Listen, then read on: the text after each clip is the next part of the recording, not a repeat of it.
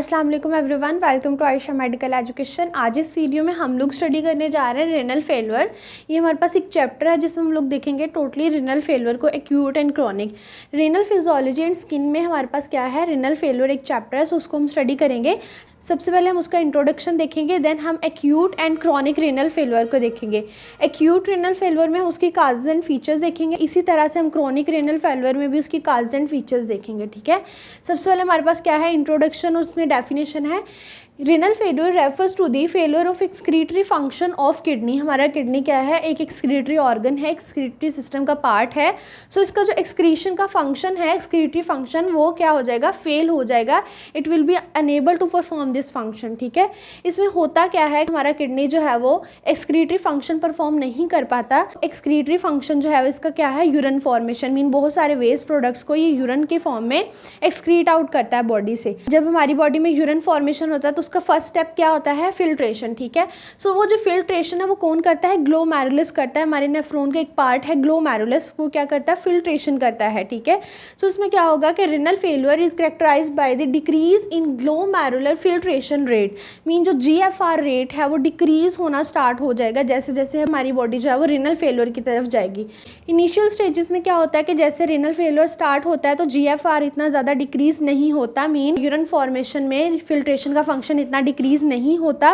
But with the passage of time जैसे जैसे ये हमारे पास इंक्रीज होना शुरू हो जाता है रेनल फेल्यूर, तो GFR अच्छा खासा डिक्रीज हो जाता है। ठीक है, सो हमें अंडरस्टूड हो गया कि GFR डिक्रीज करेगा रेनल फेल्यूर में, ये एक इसका करैक्टर है, रेनल फेल्यूर का एक करैक्टर है कि GFR डिक्रीज हो जाएगा। ठीक है, अगर हम बात करें कि इनिशियल स्टेजेस में तो देख लिया इतना ज़्यादा नहीं होता।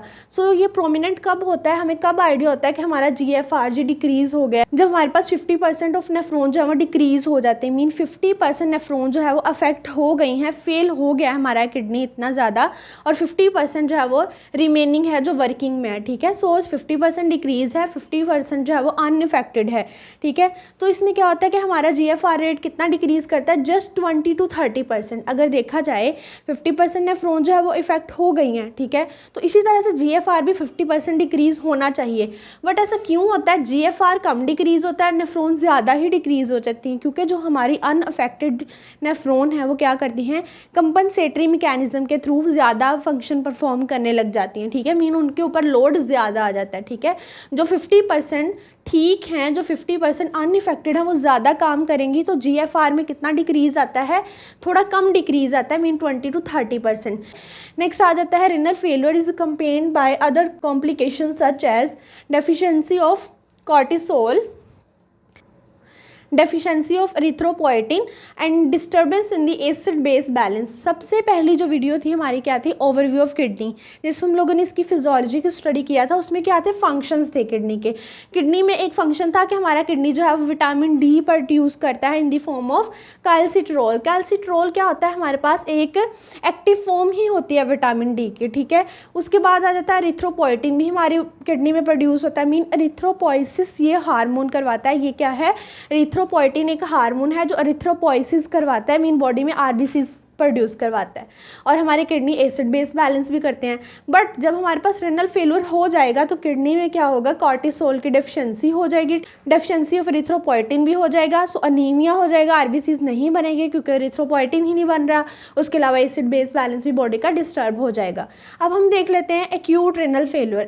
एक्यूट क्या होता है, अब्रप्ट और the sudden stoppage of the renal function. ठीक है, रेनल फंक्शन जो है वो अब्रप्टली या सडनली क्या है, स्टॉप हो गया है।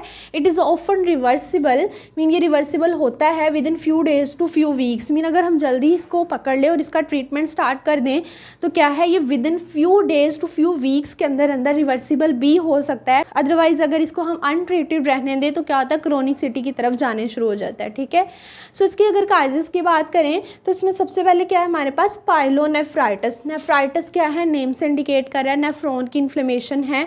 हमारा जो किडनी है मिलियंस ऑफ नेफ्रॉन से बना है। सो पाइलोनेफ्रॉन की इन्फ्लेमेशन इट मीन्स किडनी की ही इन्फ्लेमेशन है, ठीक है। सो पाइलोनेफ्राइटिस में क्या होगा, हमारे जो किडनी के पैरेन्काइमा सेल्स हैं उनकी इन्फ्लेमेशन हो जाएगी, ठीक है। स्पेशली हमारा जो पेल्विस लाइनिंग है उसमें भी इन्फ्लेमेशन हो जाएगी किसी भी बैक्टीरियल इन्फेक्शन की वजह से, ठीक है।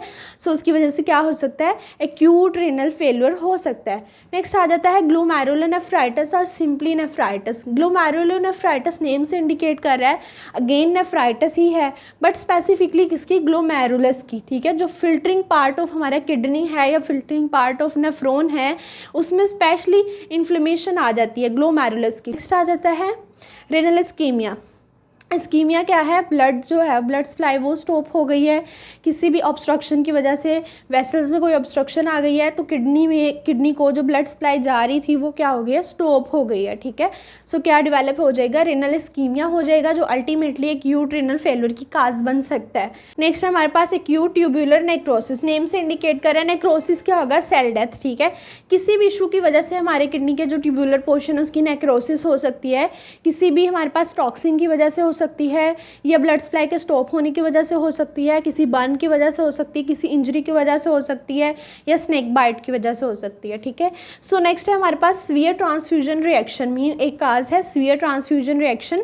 नेम से भी थोड़ा आइडिया हो रहा होगा कि कोई ट्रांसफ्यूजन का इशू है। मीन इसमें क्या होता है कि हमारी बॉडी में अगर इनकम्पैटिबल, पार्शली या कम्प्लीटली इनकम्पैटिबल ब्लड जो है वो हम लोग ट्रांसफ्यूज करवाते हैं तो बॉडी में क्या होता है, एडवर्स इवेंट्स होते हैं, एडवर्स रिएक्शंस हो जाते हैं। हमारी बॉडी में क्या होता है, एंटीबॉडीज प्रोड्यूस होती हैं और वो क्या करती हैं, डिस्ट्रक्शन स्टार्ट कर देती हैं। मीन इनकम्पैटिबल ब्लड ट्रांसफ्यूजन की वजह से सीवियर ट्रांसफ्यूजन रिएक्शन हो सकता है और वो क्या कर सकता है, एक्यूट रेनल फेलियर की काज बन सकता है, ठीक है। नेक्स्ट है जी ब्लड प्रेशर। अगर सडन ब्लड प्रेशर फॉल हो चुका है, ब्लड प्रेशर बहुत ज़्यादा लो हो गया तो भी हमारे पास एक्यूट रेनल फेलियर हो जाएगा। नेक्स्ट है blockage of ureter. Mean ureter में क्या है, कोई ट्यूमर की वजह से या किसी स्टोन की वजह से ब्लॉकेज आ गई है तो उसकी वजह से भी फंक्शन जो है वो डिस्टर्ब होगा और एक्यूट रेनल फेलियर हो जाएगा। ये थी हमारे पास काजेस। अब हम देख लेते हैं इसके फीचर्स में सबसे पहले क्या है, ओलिगोयूरिया। मीन जो है वो हमारे पास यूरिनरी आउटपुट जो है वो डिक्रीज हो जाएगी, ठीक है। ओलिगो ये कुछ टर्म्स हैं, इनको याद करना होगा। यूरिया मीन यूरिन, सो ओलिगो डिक्रीज। एंजूरिया में क्या होता है, ए मीन एब्सेंस, टोटली एब्सेंस हो जाएगी, मीन सिजेशन हो जाएगी, पूरा का पूरा यूरिन जो है वो स्टॉप हो जाएगा। इसमें क्या है, यूरिन जो है वो स्टॉप हो जाएगा, टोटली एब्सेंस हो जाएगी, सीजेशन ऑफ यूरिन। प्रोटीनूरिया में क्या होगा, प्रोटीन की अपीयरेंस होगी इन द यूरिन। नेक्स्ट है हीमाचूरिया, मीन ब्लड आ जाएगा, हीम मीन ब्लड, यूरिन में ब्लड आ जाएगा। एडीमा क्या है, एक्स्ट्रा सेलुलर फ्लूइड जब इंक्रीज हो जाता है due to the retention of sodium and water तो क्या होता है, एडीमा हो जाता है। Hypertension mean increase in blood pressure क्यों बढ़ जाता है, एडीमा जब हो जाएगा तो एक्स्ट्रा सेलुलर फ्लूइड भी इंक्रीज कर जाएगा, वाटर और साल्ट जो है वो उसकी रिटेंशन होगी तो ब्लड प्रेशर भी इंक्रीज रहेगा, ठीक है। ये क्या है, इसका एक फीचर है, मीन ये इशू आ सकता है रेनल फेलियर में। नेक्स्ट है एसिडोसिस। हमने पहले बात की थी कि जब हमारे पास रेनल फेलियर होता है तो डिस्टर्बेंस हो जाती है एसिड बेस बैलेंस की, तो हमारी बॉडी में क्या होता है कि एसिड्स की अकोमुलेशन स्टार्ट हो जाती है और हमारे पास एसिडोसिस हो जाता है। नेक्स्ट है coma and death. Mean ultimately बहुत ज़्यादा अगर इशू बढ़ जाता है तो क्या है, पेशेंट कोमा में जा सकता है और अगर इसको टोटली हम अनट्रीटेड छोड़ दें तो 10 to 14 डेज में क्या है, हमारे पास पेशेंट की डेथ हो जाती है, किसमें, एक्यूट रेनल फेलियर में। नेक्स्ट है हमारे पास chronic renal failure. It is the progressive and long term stoppage of renal function. Mean उसमें क्या था, हमारे पास अब्रप्ट सडन था, ये हमारे पास क्या है, progressive and long term stoppage हो जाती है renal function. It is irreversible impairment of the renal function. वो क्या थी, हमारे पास रिवर्सिबल थी, ठीक है, बट ये क्या होता है, irreversible impairment of renal function हो जाता है। मीन अगर कोई हमारे पास क्या था, कोई भी किडनी डिजीज था उसको हम लोगों ने क्या किया, अनट्रीटेड छोड़ दिया तो वो क्या हुआ, एक्यूट से फर्दर क्रॉनिसिटी की तरफ चला गया और क्या बन गया, इरिवर्सिबल इम्पेयरमेंट। अगर हम इसकी काजेस की बात करें तो सबसे पहले आता है हमारे पास क्रोनिक ग्लोमेरुलोनेफ्राइटिस। पहले हमने देख लिया ग्लोमेरुलोनेफ्राइटिस क्या होता है, अगर वो क्रोनिक हो जाता है तो वो किस में जा सकता है, क्रोनिक रेनल फेलियर में। नेक्स्ट है polycystic kidney disease, PKD, polycystic kidney disease. इसमें क्या होता है कि बहुत सारे क्लस्टर ऑफ सिस्ट बन जाती है हमारी किडनी पे, उसके अंदर गैस भी हो सकती है, पस भी हो सकती है, कोई भी फ्लूइड हो सकता है, या कोई भी नॉन कैंसरस मटेरियल हो सकता है। वो क्या करता है, वो हमारी किडनी में इन्फेक्शन कर देता है, किडनी की इनलार्जमेंट कर देता है, इन्फ्लेमेशन कर देता है, तो वो भी क्रोनिक रेनल फेलियर की काज बन सकता है, ठीक है। नेक्स्ट है रेनल कैल्कुलाई, मतलब किडनी स्टोन जो है वो हमारे पास वो भी क्रोनिक रेनल फेल्योर में आएगा। यूरिथ्रल कंस्ट्रिक्शन मीन जो यूरिथ्रा है वो कंस्ट्रिक्ट हो गया है किसी इन्फ्लेमेशन की वजह से, इन्फेक्शन या किसी भी अदर कंडीशन की वजह से। हाइपरटेंशन क्या है, इंक्रीज इन ब्लड प्रेशर, जैसे हमने पहले देखा था एक्स्ट्रा सेलुलर फ्लूइड जो है वो बहुत ज़्यादा इंक्रीज हो जाता है, एडीमा हो जाता है, तो हाइपरटेंशन भी अल्टीमेटली हो जाती है। या हाइपरटेंशन ऑलरेडी हमारे पास थी तो वो भी हमारे पास क्रोनिक रेनल फेल्योर में आ सकती है। नेक्स्ट है atherosclerosis, it is the thickening of the vessels wall, mean vessels हैं वो कोलेस्ट्रॉल बहुत ज़्यादा होने की वजह से वेसल्स जो हैं वो थिक हैं, उनका ल्यूमेन नैरो है, तो भी क्रोनिक रेनल फेल्योर हो सकता है। ट्यूबरक्लोसिस क्या है, due to the mycobacterium tuberculosis हमारी किडनी में कोई इन्फेक्शन हो सकता है, तो ये ट्यूबरक्लोसिस भी अल्टीमेटली हमारा क्रोनिक रेनल फेल्योर बन सकता है। नेक्स्ट है slow poisoning by the drugs और द मेटल, मीन किसी मेटल या किसी ड्रग की वजह से स्लो पॉइजनिंग हो रही है हमारे आहिस्ता आहिस्ता किडनीज में, तो वो भी क्या है क्रोनिक रेनल फेल्योर बन सकती है। नेक्स्ट है हमारे पास इसके फीचर्स में क्या है, यूरीमिया। यूरीमिया क्या होता है, एक टॉक्सिक कंडीशन होती है, प्रोटीन मेटाबॉलिज्म के जो एंड प्रोडक्ट्स हैं उनकी एक्युमुलेशन हमारे किडनी में स्टार्ट हो जाती है। सो एंड प्रोडक्ट्स में क्या क्या हो सकता है, यूरिया हो सकता है, नाइट्रोजन हो सकता है, कोई क्रिएटिनिन वगैरह हो सकता है, तो वो एंड प्रोडक्ट्स जो हैं वो क्या करते हैं, टॉक्सिसिटी काज कर देते हैं, जिसको हम बोलते हैं यूरीमिया। ठीक है, देन हमारे पास क्या होता है, यूरीमिया के रिजल्ट में एसिडोसिस हो जाता है। एसिड बेस बैलेंस में भी हमने पहले देखा है कि एसिड की एक्युमुलेशन स्टार्ट हो जाती है और एसिडोसिस हो जाता है। एडीमा क्या था, अगेन एक्स्ट्रा सेलुलर फ्लूइड जो है वो इंक्रीज हो जाता है। क्यों इंक्रीज होता है, साल्ट और जो वाटर हैं उनका जो है वो रिटेंशन स्टार्ट हो जाता है, तो उसकी रिटेंशन की वजह से oedema develop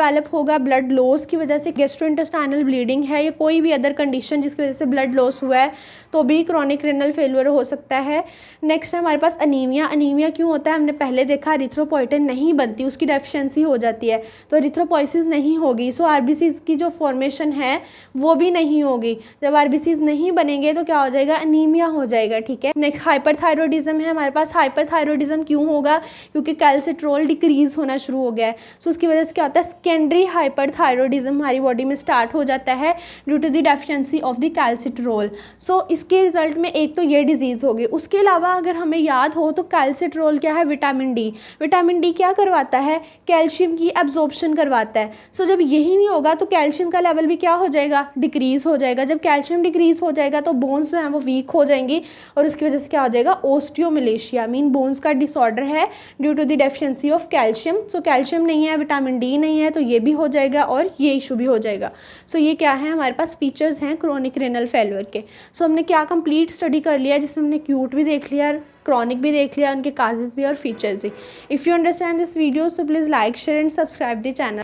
thanks for watching.